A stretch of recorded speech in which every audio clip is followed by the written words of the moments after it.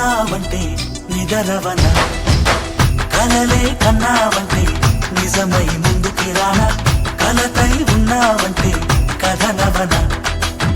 అమ్మలో ఉండే సగం అక్షరం నేనే, నాన్నలో రెండో సగం లక్షణం నేనే. అమ్మ తోడు నాన్న తోడు అన్ని నీకు అన్నే చూడు, చెల్లిపోని బంధం